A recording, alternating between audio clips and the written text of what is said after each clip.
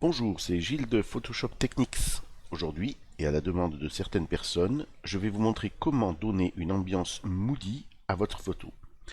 Alors tout d'abord, il faut quand même vous dire qu'il est plus facile de lui donner ce genre d'ambiance si déjà à la prise de vue, la photo n'a pas été shootée sous un soleil de plomb, mais au contraire dans un endroit un peu ombragé.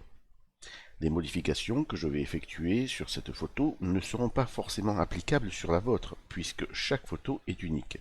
Mais je vais vous donner la méthode. À vous ensuite d'appliquer les bons réglages sur les curseurs en fonction de vos goûts. N'oubliez pas tout d'abord de vous abonner à ma chaîne si ce n'est déjà fait, et de cliquer sur la petite cloche pour être averti des prochaines parutions. Et si vous aimez mes vidéos, et afin que cette chaîne puisse continuer à vivre, je vous invite à m'offrir un café à l'adresse qui se trouve en dessous dans la description de la vidéo. D'avance, 1000 fois merci. Allez, on est parti.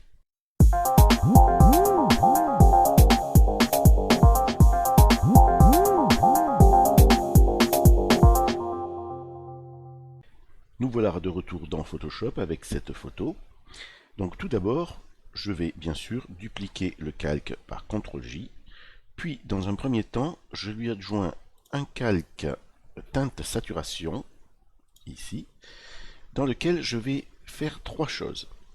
Donc, diminuer la saturation et la luminosité dans l'onglet global à -31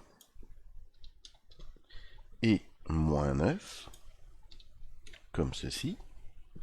Ensuite, diminuer la saturation des jaunes à -34 et diminuer la saturation des cyans à -47. Voilà. Je vais ensuite réduire l'opacité de ce calque à 60%. Voilà. Avant, après. Puis j'ajoute un premier calque courbe. Alors sur ce calque courbe, j'aime bien créer une courbe en S. Donc dans l'onglet RVB, on va créer donc des points pour remonter les noirs dans un premier temps. Et voilà. Et je vais créer deux points intermédiaires pour les fixer et un point là où je descends les hautes lumières. Alors pour info, les valeurs sont ici de 0,26. Pour le deuxième point, nous avons 74, 72. Voilà, 72. Pour le troisième point, nous avons 159, pardon, 159, 160. Voilà. Et pour le dernier, nous avons 255, 238. Voilà. Nous avons donc l'avant et l'après. Alors, je passe ensuite sur l'onglet des bleus, où je fais là aussi sensiblement la même chose. Donc 0,30 pour le premier point.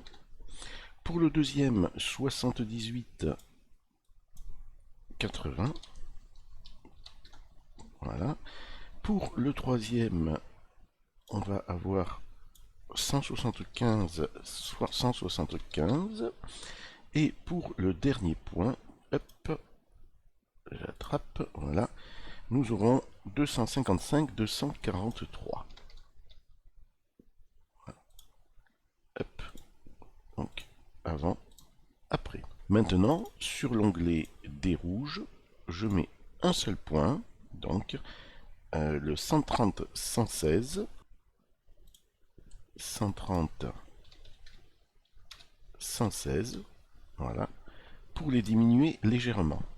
Donc, tout ce calque courbe, vous voyez, ici, avant, après, a pour effet de remonter les noirs, d'abaisser les blancs, et donc l'image n'est ni trop sombre, ni trop claire. Je rajoute un troisième calque, balance des couleurs. Je préfère commencer par les tons moyens, qui donnent une ambiance globale à l'image. Ici, donc, je vais rajouter 2, -7 et 5. Ensuite, je continue par les clairs. avec -3, 0 et 5. Et ensuite, par les foncés, 0, 0 et je rajoute un 6. Voilà. Avant, après, vous voyez, on a diminué cette teinte verdâtre qu'il y avait sur cette photo. Je continue par un calque que j'aime bien, le filtre photo. Ici, je vais choisir dans la liste le bleu profond et je lui en rajoute un tout petit peu, juste 20%. Avant, après. C'est subtil, je ne sais pas si vous le voyez, mais lorsque vous ferez l'exercice, vous verrez la différence. Encore un autre calque courbe. Je réitère un petit peu les valeurs, enfin la courbe que j'avais donnée sur le premier calque courbe avec les valeurs suivantes.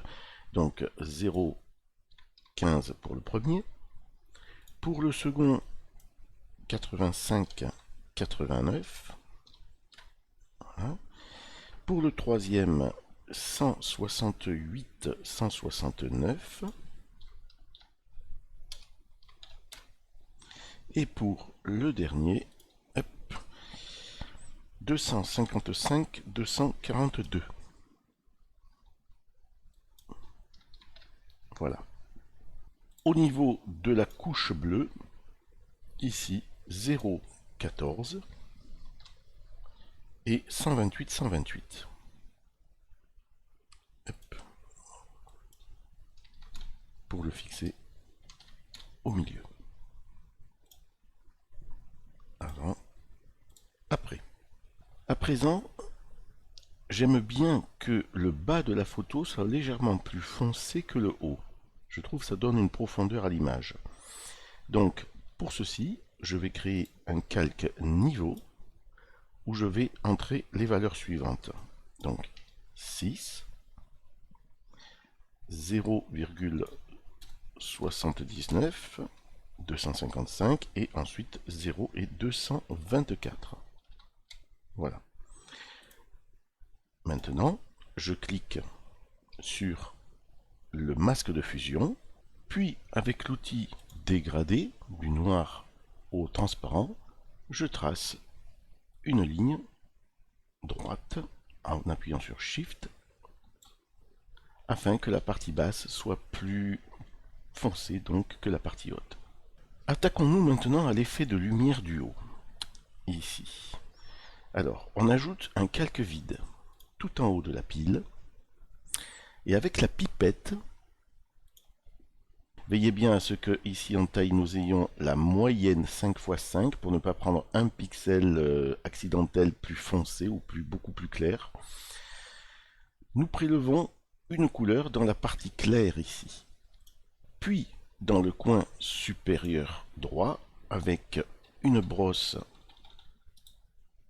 douce, nous peignons une tache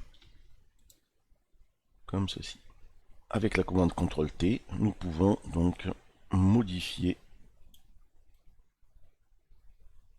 cette tâche. Vous pouvez modifier à votre guise, en fonction de ce que vous voulez. Vous pouvez également, donc, après l'avoir modifié, passer donc, de normal à superposition. J'aime bien aussi l'effet que ça rend. Voilà, ici. Dire qu'on va légèrement augmenter et là, voilà, la ramener légèrement comme ça. Voilà. On clique sur la coche. Personnellement, je vais le faire également ici, sur un nouveau calque, prenant la pipette,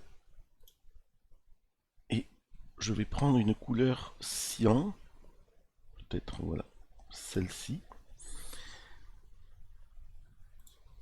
faire cette tâche, ici, CTRL-T, la ramener, donc l'agrandir légèrement comme ça, mais je ne veux pas qu'elle aille sur son visage. Voilà. Faire comme ça, à peu près, la coche. Par contre, je vais la passer en mode donc superposition et je vais réduire l'opacité. Voilà, peut-être un petit peu plus.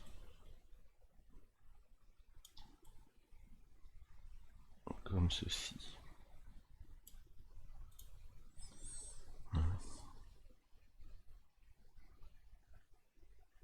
Voilà, c'est histoire de donner un peu plus de crémie au bas de l'image. Alors, je lui adjoins un masque de fusion. Pourquoi? Parce que afin d'enlever tout bleu supplémentaire que j'aurais pu mettre sur la peau du modèle. C'est très important à chaque étape de bien regarder à ne pas transformer le visage du modèle en alien en ajoutant trop de bleu ou trop de vert au ton chair. Donc ici, je peins en noir sur la peau des modèles. Donc en noir, ok, 100% sur la peau pour enlever toute trace de bleu. Voilà. Si vous trouvez que votre image est trop claire ou trop sombre à ce niveau, vous pouvez rajouter un calque luminosité contraste. Voilà. Pour ma part, je vais rajouter une valeur de 5 pour la luminosité et moins 10 pour le contraste. Enfin, un dernier calque donne la touche finale. Le calque niveau, où là, les valeurs que j'ai trouvées bonnes pour cette image sont les suivantes. 0, 1, 255, donc là c'est bon. 3 et 249. Ensuite, dans la couche bleue, 0, 0, 82 ici. Voilà, 230. Et ici, 15. Et dans la couche verte, enfin, 7 pour la première valeur. 0, 95. 235 et 11 ici. Voilà. Avant, après. Avant, après.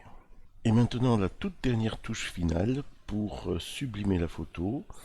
Nous allons faire CTRL, ALT, SHIFT, E pour faire un merge de tous les calques qui sont en dessous. D'accord? Tout ceci.